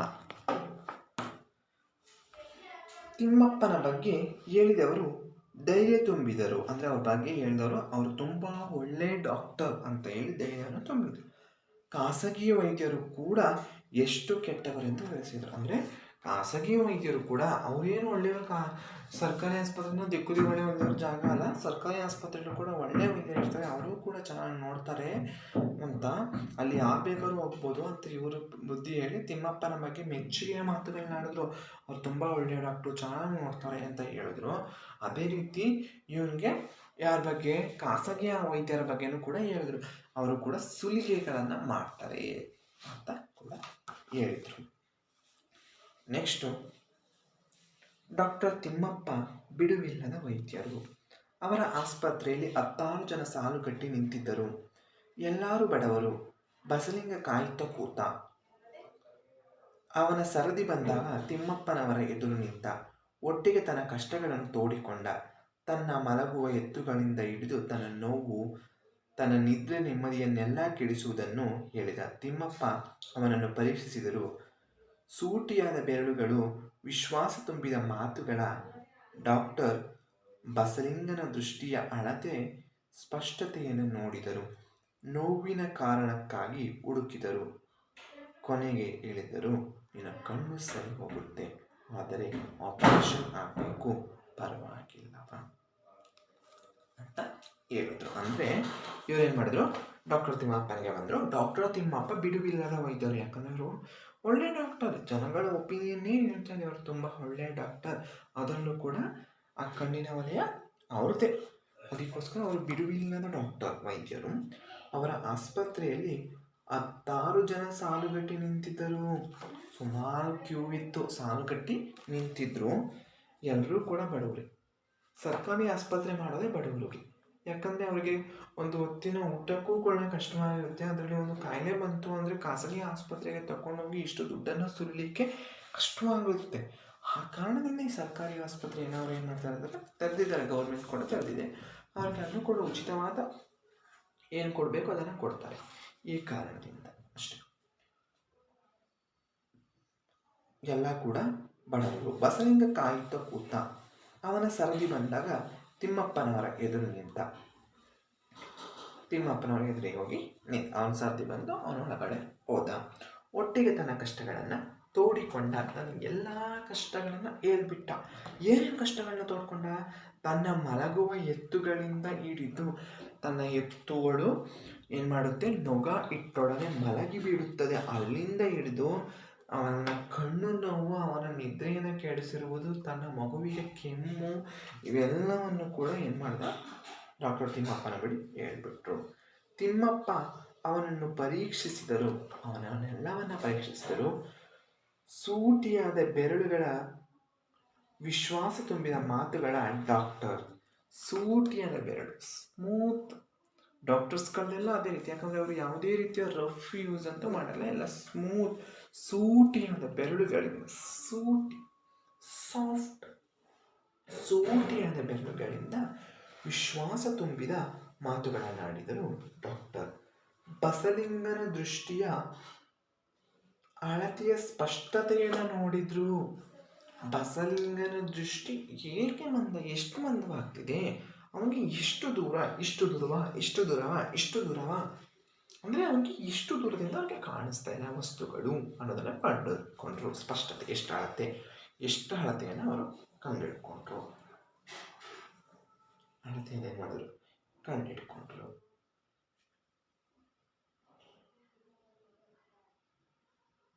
ನೋವಿನ ಕಾರಣಕ್ಕಾಗಿ ಹುಡುಕಿದರು. ನೋವಿಗೆ ಏನು ಕಾರಣ ಅನ್ನೋದನ್ನು ಹುಡುಕಿದ್ರು. ಕೊನೆಗೆ ಏನಂತ ಹೇಳಿದ್ರು, ನಿನ್ನ ಕಣ್ಣು ಸರಿ ಹೋಗುತ್ತೆ, ಆದರೆ ಆಪರೇಷನ್ ಆಗಬೇಕು, ಪರವಾಗಿಲ್ಲವಾ? ಇದು ವೆರಿ ಇಂಪಾರ್ಟೆಂಟ್ ಕ್ವಶನ್ಸ್ ಬಂದು, ನಿನ್ನ ಕಣ್ಣು ಸರಿ ಹೋಗುತ್ತೆ, ಆಪರೇಷನ್ ಆಗಬೇಕು, ಪರವಾಗಿಲ್ವಾ? ಇದು ವೆರಿ ವೆರಿ ಇಂಪಾರ್ಟೆಂಟ್ ಆಗಿರೋದು. ಯಾಕಂದರೆ ಇದು ಸಂದರ್ಭಕ್ಕೆ ಕೇಳುವ ಚಾನ್ಸಸ್ ತುಂಬ ಇದೆ. ಹಾಗೆ ಹೇಳ್ತಾರೆ, ನಿನ್ನ ಕಣ್ಣು ಸರಿ ಹೋಗುತ್ತೆ, ಆದರೆ ಆಪರೇಷನ್ ಆಗಬೇಕು, ಪರವಾಗಿಲ್ವಾ ಅಂತ ಹೇಳ್ತಾರೆ. ಅವಾಗ ಈ ಬಸಲಿಂಗ ಏನು ಹೇಳ್ತಾನೆ, ಖಂಡಿತ ಸರಿ ಹೋಗುತ್ತಾ ಎಂಬಂತೆ ಬಸಲಿಂಗ ನೋಡಿದ. ಅಂದರೆ ಖಂಡಿತವಾಗೂ ಸರಿ ಹೋಗುತ್ತಾ ಅಂದರೆ ಡೌಟ್ ಅಲ್ವಾ. ಈಗ ಅವ್ನು ಮೊದಲೇ ಖಾಸಗಿ ಆಸ್ಪತ್ರೆ ವೈದ್ಯರ ಹತ್ರ ಹೋಗಿ ಬಂದಿದ್ದಾರಲ್ಲ, ಅವನಿಗೆ ಡೌಟು, ಸರಿ ಹೋಗುತ್ತಾ ಇಲ್ವೋ ಗೊತ್ತಿಲ್ವಲ್ಲ, ಅದಕ್ಕೋಸ್ಕರ ಕೇಳ್ತಾನೆ. ತಿಮ್ಮಪ್ಪ ವಿಶ್ವಾಸದಿಂದ ಮಾತನಾಡಿದರು. ಬಸಲಿಂಗನಿಗೆ ಇದನ್ನು ತನ್ನ ಮನಸ್ಸಿನಲ್ಲಿಯೇ ಇಟ್ಟುಕೊಂಡ. ಸಿದ್ಲಿಂಗಿ ಕೇಳಿದಾಗ ಡಾಕ್ಟರ್ ಹೆಸರನ್ನು ಮಾತ್ರ ಹೇಳಿದ. ವಿವರಗಳನ್ನು ತಿಳಿಸುವ ಉತ್ಸಾಹ ಅವನಲ್ಲಿರಲಿಲ್ಲ. ಮರುದಿನ ಹಕ್ಕೆ, ಇತ್ತಿಲು, ನೀರು ನೀಡಿಯ ಕೆಲಸವನ್ನೆಲ್ಲ ಮುಗಿಸಿ ಆಸ್ಪತ್ರೆಗೆ ಹೊರಟ. ತಿಮ್ಮಪ್ಪ ಎಷ್ಟು ಒಳ್ಳೆಯವರೆಂದರೆ ಅವರು ಅವನಿಗಾಗಿ ಕಾಯುತ್ತಿದ್ದಂತಿತ್ತು. ಬಸಲಿಂಗನಲ್ಲಿ ಅವರಿಗೆ ವಿಶೇಷ ಆಸಕ್ತಿ, ಪ್ರೀತಿ ಮೂಡಿದ್ದವು. ಅವನು ಹೊಲ, ಎತ್ತು, ಮಗು ಕೂಡ ಅವರಲ್ಲಿ ನಿಂತಿದ್ದವು. ಅನುಭವಿ ವೈದ್ಯರಾದ ತಿಮ್ಮಪ್ಪ ಬಸಲಿಂಗನನ್ನು ಆಪರೇಷನ್ಗೆ ಸಿದ್ಧಗೊಳಿಸಿ ಕೆಲವೇ ನಿಮಿಷಗಳಲ್ಲಿ ಆಪರೇಷನ್ ಮುಗಿಸಿದರು. ಅವನ ಕೈ ಹಿಡಿದುಕೊಂಡು ಹೇಳಿದರು, ನೋಡು, ಇದು ಸೂಕ್ಷ್ಮವಾದ ಶಸ್ತ್ರಚಿಕಿತ್ಸೆ.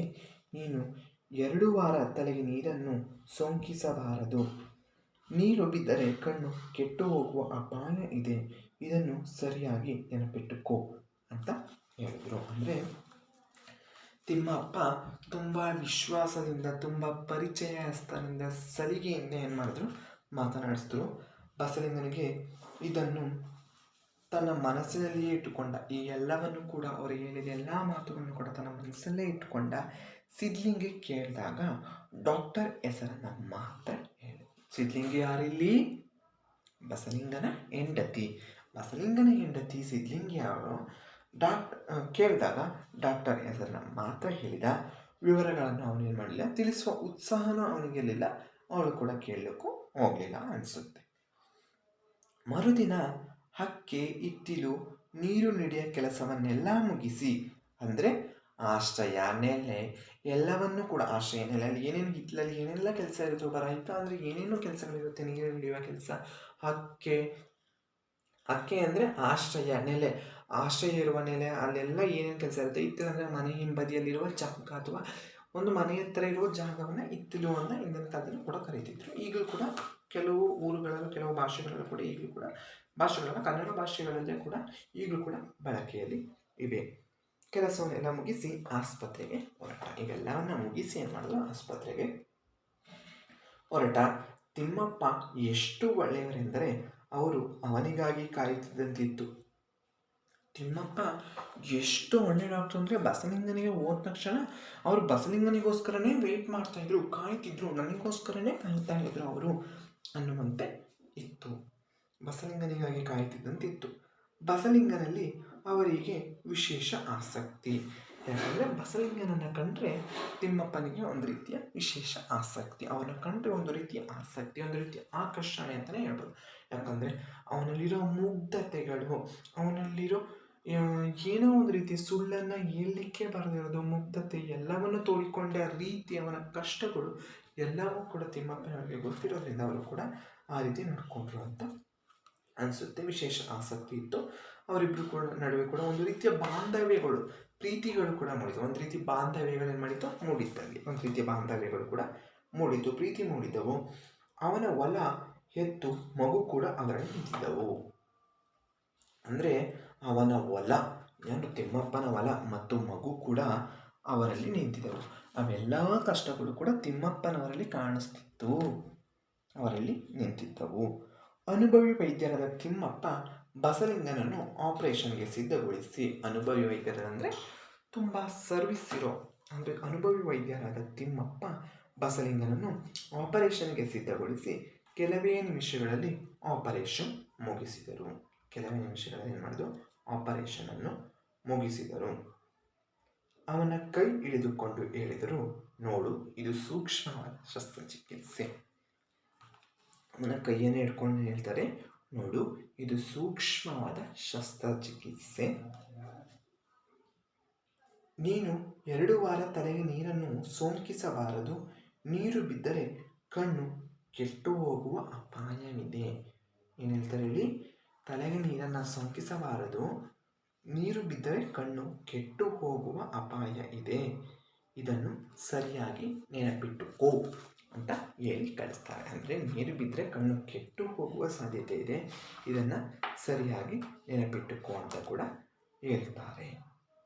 ನೆಕ್ಸ್ಟು, ಬಸಲಿಂಗನಲ್ಲೂ ತಿಮ್ಮಪ್ಪನವರ ಬಗ್ಗೆ ವಿಚಿತ್ರ ಪ್ರೀತಿ ಬೆಳೆದಿತ್ತು. ಬಸಲಿಂಗನಲ್ಲಿ ಏನು ಮಾಡಿದ್ರು? ತಿಮ್ಮಪ್ಪನವರ ಬಗ್ಗೆ ಒಂದು ರೀತಿ ವಿಚಿತ್ರವಾದ ಪ್ರೀತಿ ಬೆಳೆದಿತ್ತು. ಆದರೆ ಅವನು ಮನೆಗೆ ಹೋದ ಮೇಲೆ ಸಿದ್ಲಿಂಗಿ ದೊಡ್ಡ ರಾಧಾಂತವನ್ನೇ ಮಾಡಲಿಲ್ಲಂತೆ. ಸಿದ್ಲಿಂಗಿ ಅಂದರೆ ಬಸಲಿಂಗನ ಹೆಂಡತಿ ದೊಡ್ಡ ರಾಧಾಂತವನ್ನೇ ಮಾಡದಂತೆ. ಯಾಕೆ ಹಾಗೆ ಮಾಡಿದ್ಲು? ಆಕೆಗೆ ಅದು ಹೇಗೋ ತಿಮ್ಮಪ್ಪ ಒಲೆಯರೆಂದು ಗೊತ್ತಾಗಿತ್ತು. ಒಲೆಯರೆಂದರೆ ಒಂದು ರೀತಿಯ ಕೀಳಾದ ಜಾತಿ ಅಂತ. ಅದು ಒಲೆಯರೆಂಬುದು ಒಂದು ರೀತಿ ಕೀಳಾದ ಜಾತಿ, ಒಂದು ಕೆಳ ಜಾತಿಯವರನ್ನು ತಿಳಿದು ಬಿಟ್ಟಿತ್ತು. ಅವರಿಗಿಂತ ಕೆಳ ಜಾತಿ, ಸಿದ್ಧಲಿಂಗನಿಗಿಂತ ಕೆಳ ಜಾತಿಯವರನ್ನು ತಿಳಿದು ಬಿಟ್ಟಿತ್ತು, ಗೊತ್ತಾಗಿತ್ತು. ತನಗೆ ಗೊತ್ತಿಲ್ಲದ ವಿಷಯ ಆಕೆಗೆ ಹೇಗೆ ತಿಳಿಯಿತೆಂದು ಬೆರಗಾದ. ಅವನು ಬಸಲಿಂಗ ಅಷ್ಟೊಂದು ಮಾತಾಡಿದ, ಡಾಕ್ಟರ್ ಅಷ್ಟೊಂದು ವಿಶ್ವಾಸವನ್ನು ಬೆಳೆಸ್ಕೊಂಡ್ರು ಕೂಡ ಅವನಿಗೆ ಗೊತ್ತಾದ ವಿಷಯ ಸಿದ್ಲಿಂಗಿಗೆ ಹೇಗೆ ಗೊತ್ತಾಯಿತು? ಸಿದ್ಲಿಂಗಿಗೆ ಹೇಗೆ ಗೊತ್ತಾಯಿತು ಅಂದರೆ, ಇನ್ನೇನು ಮಾಡ್ತಾರೆ, ಹಳ್ಳಿಗಳಲ್ಲಿ ಹೋಗಿ, ಹಳ್ಳಿಗಳಲ್ಲ ಎಲ್ಲ ಸುಮಾರು ಕಡೆ ಅದೇ ರೀತಿ ಮಾಡೋದು. ಹೆಂಗಸರುಗಳೊಳಗೆ ಕೂತ್ಕೊಂಡು ಅವ್ರ ಸುದ್ದಿ ಮಾತಾಡಲ್ಲ, ಬೇರೆಯವ್ರ ಸುದ್ದಿ ಬಗ್ಗೆನೇ ಚರ್ಚೆ ಮಾಡ್ತಾರೆ, ಬೇರೆಯವ್ರ ಸುದ್ದಿ ಬಗ್ಗೆನೇ ಚರ್ಚೆ ಮಾಡ್ತಾರೆ. ಆ ರೀತಿ ಚರ್ಚೆ ಮಾಡುವಾಗ ಈ ಸುದ್ದಿ ಬಂದು ಸಿದ್ಲಿಂಗಿಗೆ ಗೊತ್ತಾಗಿರ್ಬೋದು. ಬೆರಗಾದ. ತನ್ನ ತಿಮ್ಮಪ್ಪನ ನಡುವಿನ ಆಕೆಗೆ ಹೇಗೆ ತಿಳಿತೆಂದು ಬೆರಗಾದ. ತನ್ನ ತಿಮ್ಮಪ್ಪನ ನಡುವಿನ ಸಂಬಂಧ ಅವನಿಗೆ ಬೇರೆ ಎರಕದಲ್ಲಿ ಒಯ್ದಂತೆ ಕಾಣಿಸತೊಡಗಿತು. ಇದುವರೆಗೂ ಇದ್ದ ಸಂಬಂಧವೇ ಅವನಿಗೆ ಬೇರೆ ರೀತಿ ಕಾಣಿಸತೊಡಗಿದಂತೆ. ಈ ಜಾತಿ ತಿಳಿದ ಮೇಲೆ ಸಿದ್ಲಿಂಗನಿಗೆ ಒಂದು ರೀತಿಯ ಬೇರೆ ರೀತಿಯಲ್ಲಿ ಕಾಣಿಸತೊಡಗಿತ್ತು. ತನ್ನನ್ನು ಮುಟ್ಟುವ ಮುನ್ನ ಅವರು ತಮ್ಮ ಜಾತಿಯ ಬಗ್ಗೆ ಒಂದು ಮಾತು ಹೇಳಿದರೆ ಒಳ್ಳೆಯದಿತ್ತೆಂದು ಕ್ಷಣ ಅನಿಸಿತು. ಸಿದ್ಲಿಂಗನ ಮುಟ್ಟುವ ಮುನ್ನ ಡಾಕ್ಟರ್ ಜಾತಿ ಹೇಳಿದರೆ ಒಳ್ಳೆಯದಿತ್ತಂತೆ. ಇದು ಯಾವ ರೀತಿ? ನೀವೇ ಯೋಚನೆ ಮಾಡಿ. ಈಗ ನಾವು ಯಾವುದೋ ಒಂದು ಆಸ್ಪತ್ರೆಗೆ ಹೋಗ್ತೀವಿ, ಅಲ್ಲಿ ಆಸ್ಪತ್ರೆಯಲ್ಲಿ ಸರ್ ನಮಗೆ ಹುಷಾರಿಲ್ಲ, ಜ್ವರ ಕೆಮ್ಮು ಅಂತ ಹೋಗ್ತೀವಿ. ಆವಾಗ ಅವರು ನನ್ನ ಜಾತಿ ಇದಪ್ಪ, ನಿನ್ನ ಮುಟ್ಲಾ ನಾನು ಅಂತ ಕೇಳ್ಕೊಂಡು ಬಿಡ್ತಾರ ಅಂತ. ಇದ್ದಿದ್ರೆ ನಾನು ಯಾಕೆ ಓದಬೇಕು MBBS ಅಂತ ಅವ್ರ ಯೋಚನೆ. ನಾನು ಓದಿರೋದೇನಕ್ಕೆ ಮತ್ತೆ ಸುಮ್ಮನೆ ಇವ್ರು ಬಂದವ್ರಿಗೆ ನನ್ನ ಜಾತಿ ಹೇಳ್ಕೊಂಡು ಕೂತ್ಕೊಳಕ ಅಂತಾರೆ ಅವರು. ಆ ಎಲ್ಲ ಕಾರಣದಿಂದ ಇವನು ಯೋಚನೆ ಮಾಡ್ದ, ಹೇಳ್ಬೋದಿತ್ತಲ್ವಾ ಅಂತ. ಸೊ ಅವರು ಹೇಳಿಲ್ವಲ್ಲ ಅನ್ನೋದೊಂದು ಇವ್ರಿಗೆ ನೋವಿತ್ತು. ಒಂದು ಮಾತು ಹೇಳಿದರೆ ಒಳ್ಳೆಯದಂತ ಕ್ಷಣ ಅನಿಸಿತು. ಆದರೆ ಅಂಥ ಯೋಚನೆ ಕೆಟ್ಟದೆಂದು ಬೈದುಕೊಂಡು ತನ್ನ ಆಳ್ತನದಲ್ಲಿ ಏನೋ ಕಮ್ಮಿಯಾದಂತೆ, ತನ್ನ ಮನಸ್ಸಿನಲ್ಲಿ ಏನೋ ಕಡಿಮೆಯಾದಂತೆ, ತನ್ನ ಆಳ್ತನದಲ್ಲಿ ಏನೋ ಕಡಿಮೆಯಾದಂತೆ ಬಸವನಿಗೆ ಅನಿಸಿತು. ಇದರಿಂದ ನೊಂದುಕೊಂಡು ಈ ವಿಷಯವನ್ನು ಯಾರಿಗೂ ಹೇಳಕೂಡದೆಂದು ತೀರ್ಮಾನಿಸಿದ. ಇದನ್ನೆಲ್ಲವನ್ನು ನಾನು ಮುಟ್ಟಿಸ್ಕೊಂಡಿರೋದು, ಆ ರೀತಿ ಮುಟ್ಟುವಿಕೆ ಆಗಿರೋದು, ತಿಮ್ಮಪ್ಪನವರು ಒಲೆಯರು ಗೊತ್ತಾಗಿರೋದು, ಅವರಿಂದ ನಾನು ಮುಟ್ಟಿಸ್ಕೊಂಡು ಆಪರೇಷನ್ ಮಾಡಿಸ್ಕೊಂಡ್ರೆ ಯಾರಿಗೂ ಗೊತ್ತಾಗಬಾರ್ದು ಅಂತ ಏನು ಕೂಡ ತೀರ್ಮಾನಿಸಿದರು. ಸಿದ್ಲಿಂಗಿ ಕೂಡ ಇದನ್ನು ಒಪ್ಪಿದಳು. ಸಿದ್ಲಿಂಗಿ ಕೂಡ ನಾನು ಯಾರು ಹೇಳೋದಿಲ್ಲ ಅಂತ ಕೂಡ ಒಪ್ಪಿದಳು. ಸೂತಕವನ್ನು ಪರಿಹರಿಸಲು, ಅಂದರೆ ಯಾವುದೇ ಒಂದು ರೀತಿಯ ಮುಟ್ಟು ಮಡಿಯನ್ನು ಆದರೆ ಸೂತಕ ಅಂತಲೇ ಕೂಡ ಕರೀತಾರೆ. ಸೂತಕ ಅಂದರೆ ಏನು ಅಂದರೆ ಸೂತಕಗಳು ಅಂದರೆ, ಸೂತಕಗಳಲ್ಲಿ ಕೂಡ ಎಷ್ಟು ಸೂತಕಗಳಿವೆ ಅಂದರೆ, ಸೂತಕಗಳು ಇದರ ಅರ್ಥ ಮೈಲಿಗೆ, ಜಾತ, ಮೃದು, ರಜಸ್ಸು, ಉಚ್ಚಿಷ್ಟ, ಜಾತಿ ಎಂಬ ಪಂಚಸೂತಕಗಳಿವೆ. ಈ ಸೂತಕಗಳಿವೆ ಪಂಚಸೂತಕಗಳು ಅಂದರೆ ಮೈಲಿಗೆ, ಜಾತ, ಮೃತ, ರಜಸ್ಸು, ಉಚ್ಚಿಷ್ಟ, ಜಾತಿ ಎಂಬ ಪಂಚಸೂತಕಗಳಿವೆ. ಇದರ ಬಗ್ಗೆ ನಾನು ಇನ್ನೊಂದು ಕ್ಲಾಸ್ನಲ್ಲಿ ಕೂಡ ವಿವರಣೆಯನ್ನು ಕೊಡ್ತೀನಿ, ಈ ಸೂತಕಗಳ ಬಗ್ಗೆ, ಯಾವ್ಯಾವ ಸೂತಕಗಳು ಯಾವ್ಯಾವ ಅಂತ. ಈ ಸೂತಕಗಳನ್ನು ಪರಿಹರಿಸಿಕೊಳ್ಳಲು ಬಸಲಿಂಗ ಮೈ ತೊಳೆದುಕೊಳ್ಳಬೇಕು. ಏನು ಮಾಡಿದ? ಬಸಲಿಂಗ ಮೈ ತೊಳ್ಕೊಂಡು ಸ್ನಾನ ಮಾಡಬೇಕು, ಅಷ್ಟೇ, ಮೈ ತೊಳ್ಕೋಬೇಕು. ತಿಮ್ಮಪ್ಪನವರ ಹಿತವಚನವನ್ನು ಮರೆಯದಿದ್ದರೂ ಅದು ಅಸ್ಪಷ್ಟವಾಗತೊಡಗಿತ್ತು. ತಿಮ್ಮಪ್ಪನವರ ಹಿತವಚನ ಏನಾಗಿತ್ತು? ಮರೆಯದಿದ್ದರೂ ಅದು ಅಸ್ಪಷ್ಟವಾಗಿತ್ತು. ಅವನಿಗೆ ಮರ್ತೋಗಿರಲಿಲ್ಲ, ಅವರನ್ನು ಮಾಡಿಬಿಟ್ರಲ್ಲ ಅನ್ನೋದೊಂದು ಕೊರಗಿತ್ತು. ಅದಕ್ಕೋಸ್ಕರ ಸ್ನಾನ ಮಾಡೋದು ಅದು ಸ್ಪಷ್ಟವಾಗಿತ್ತು. ಸಿದ್ಲಿಂಗಿ ಅವನಿಗೆ ಕಣ್ಣು ಮಾತ್ರ ನೆನೆಯದಂತೆ ಬಿಸಿ ಬಿಸಿ ನೀರು ಸ್ನಾನ ಮಾಡಿಸಿದ. ಕಣ್ಣು ಮಾತ್ರ, ಅದು ಹೆಂಗಂತ ನಮಗಂತೂ ಗೊತ್ತಿಲ್ಲ. ಕಣ್ಣು ಮಾತ್ರ ನೆನೆಯದಂತೆ ಬಿಸಿ ಬಿಸಿ ನೀರು ಒಯ್ದು ಸ್ನಾನ ಮಾಡಿಸಿದಳು. ಡಾಕ್ಟರ್ ಏನು ಹೇಳಿದರು? ತಿಮ್ಮಪ್ಪನವರು ಸ್ನಾನವನ್ನು ತಲೆಯ ನೀರು ಸೋಂಕಿಸಬಾರ್ದು ಅಂತ ಹೇಳಿದರು. ಆದರೆ ತಲೆಯ ನೀರು ಸೋಂಕಿಸಿದ್ದಾಳೆ, ಆದರೆ ನೆಕ್ಸ್ಟು ಏನಾಗುತ್ತೆ ಅನ್ನೋದು ನೋಡಬೇಕು. ಅಂದರೆ ಇಲ್ಲಿ ಏನು ಟ್ವಿಸ್ಟನ್ನು ಇಟ್ಟಿದ್ದಾರೆ ಲೇಖಕರು ಪಿ ಲಂಕೇಶ್ ಅವರು ಅನ್ನೋದನ್ನು ನಾವು ಮುಂದಿನ ತರಗತಿಯಲ್ಲಿ ತಿಳ್ಕೊಳ್ಳೋಣ. ಸೊ ನನ್ನ ಈ ಪಾಠ ಇಷ್ಟ ಆಗಿದರೆ ದಯವಿಟ್ಟು ಚಾನಲ್ಗೆ ಸಬ್ಸ್ಕ್ರೈಬ್ ಆಗಿ ಹಾಗೂ ಲೈಕ್ ಮಾಡಿ. Thank you.